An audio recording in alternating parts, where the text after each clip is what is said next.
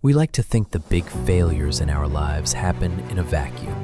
We imagine a giant, flashing neon sign warning us, danger, life-altering decision ahead. Let's go back roughly 4,000 years. Meet Esau. Esau was the man's man of the ancient world, a skilled hunter, the favorite son, and, most importantly, the firstborn. In that culture, being the firstborn wasn't just a birth order, it was a birthright. It meant a double portion of the inheritance, the headship of the family, and a divine spiritual legacy. One day, Esau comes back from the fields. He's exhausted. He's famished. But history tells a different story. The moments that define your career, your legacy, and your character don't usually look like epic battles. They look like a tired afternoon. They look like a hungry stomach. They look like a minor shortcut at the office or a moment of ego in a boardroom. Today we're looking at two men who had the world at their feet. One from the ancient scrolls of Genesis, the other from the marble halls of the Roman Republic.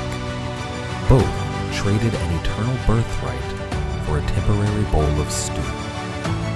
By the end of this video, you'll see your own decisions through a different lens, and I'll give you a 5-step framework to ensure you never trade your kingdom for a snack. Fast forward to 32 BC. The setting is grander, but the human heart is exactly the same. Mark Antony was arguably the most powerful man in the Roman world. He was Caesar's right hand. He commanded the respect of the legions. He held the keys to the Eastern Empire. He had his birthright, the chance to be the sole emperor of Rome. But Antony had an Alexandria, while his rival, the young and calculated Octavian, was in Rome playing the long game, building alliances and strengthening the state. Antony was in Egypt. He was intoxicated by the luxury of Cleopatra's court. Like Esau's stew, the immediate now of Alexandria was too sweet to resist. He began giving away Roman provinces to Cleopatra's children. He was literally carving up his empire to please a momentary desire. When the conflict finally came to a head at the Battle of Actium, Antony did the unthinkable. During the heat of the naval engagement, when his men needed him most, Cleopatra's ships retreated. Antony had a choice: stay and fight for Rome, or follow the woman. He abandoned his fleet. He abandoned his soldiers. He abandoned the Republic. He traded the throne of the world for a seat at a banquet table in a dying kingdom. Within a year, he was dead by his own hand. Octavian became Augustus, the first emperor, and Antony became a footnote, a warning of what happens when a great man lets his appetite outrun his assignment. You might think, I'm not a Roman general, and I'm not trading my inheritance for soup. But don't be so sure. In 2026, the red stew looks different. It's the high-paying job offer at a company you know is unethical, but you want the status now. It's the vanity metric in your business that makes you feel successful today while your long-term culture is rotting.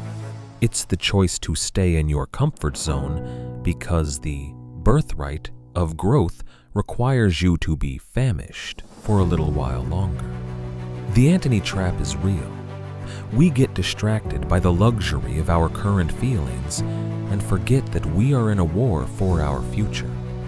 The common thread between these two men? They lacked a temporal horizon. They couldn't see past the next 60 minutes, and because of that, they lost the next 60 years. So, how do you avoid their fate?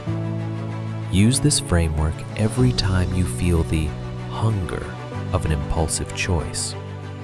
1. Identify the stew. Ask yourself, am I choosing this because it's right or because it relieves a current pressure? Name the distraction. 2. The generation test. Ask, will I be proud of this decision in 10 months? 10 years? If the benefit is short, but the consequence is long, walk away. 3.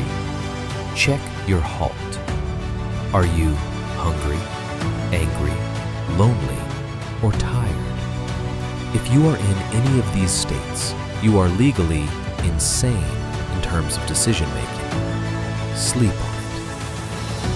4. Open the sand. Who are your truth tellers? If you're hiding your decision from your mentors, it's because you know you're eating the stew. 5. Protect the birthright. Remind yourself every morning what you are building. When you know the value of your kingdom, the soup doesn't smell as good. Esau filled his stomach, but he emptied his life. Antony found his pleasure, but he lost his empire. You have a birthright. You have a legacy waiting to be built in your career and your family. Don't let a moment of hunger take it from you. History is watching. Choose wisely. If this helped you reevaluate a choice today, hit subscribe. Let's build something that lasts.